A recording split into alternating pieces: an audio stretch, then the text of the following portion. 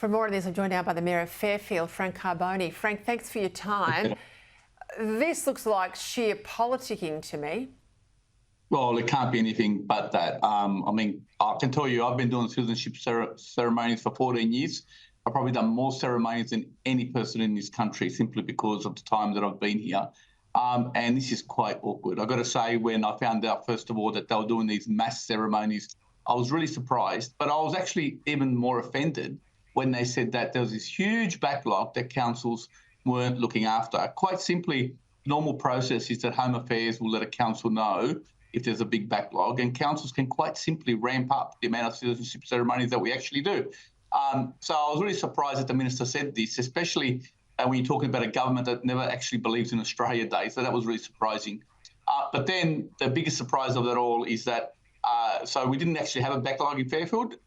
Quite simply, the biggest surprise is that there seems to have been only Labor Party members allowed through the door. So you had to have a Labor ticket to get in, because quite obviously, if you're a Labor MP, even if you're from outside the area, you attended the event. You attended the event and you presented certificates. And even the Labor candidate was allowed in the event to present certificates. So quite simply, I was really surprised today what the Prime Minister said, that he said that it was hosted in Reed and that's why other MPs weren't allowed in. But hang on a minute. Anne Stanley was there. Tony Sheldon was there. They were presenting certificates. It's black and white. And the candidate for Fowler were there. None of them represent the electorate of Reed. So why is it that only those Labor Party MPs and Labor candidates were allowed to go there? Quite simply, they turned it into a Labor campaign event and a catwalk for candidates. And the really depressing thing about it all is that citizenship is a wonderful time for the families to celebrate, to join and pledge allegiance to Australia. And what the Minister did, he cut down the amount of people that could go and share that beautiful moment. That means that citizens were only allowed to have two people, whereas if in Fairfield you can bring your whole family, you can celebrate. But he increased the amount of people that could come in, such as politicians, as long as you're a Labor Party card-carrying member, a candidate or an MP. And Dai was excluded, and I know why she's offended, because quite simply, I know she was not invited.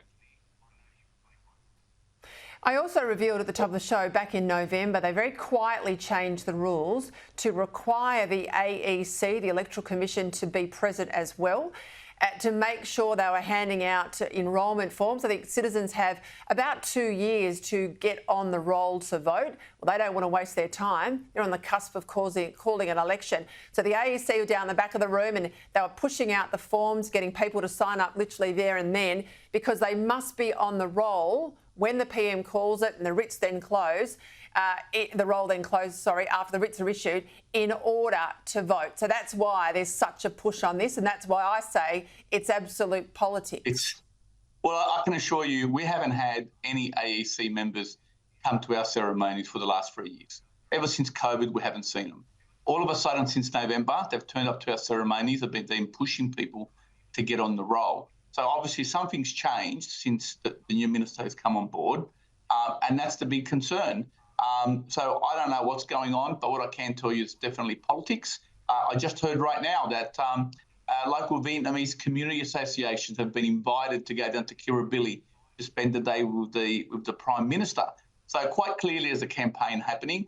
This unfortunately has gone really bad for the Minister. I think that people are really upset because quite simply, he has misused his position. He's broken his own code, which under the Citizenship Act he can't do. He must invite everybody. You can't have one rule for one and one rule for the other, Peter.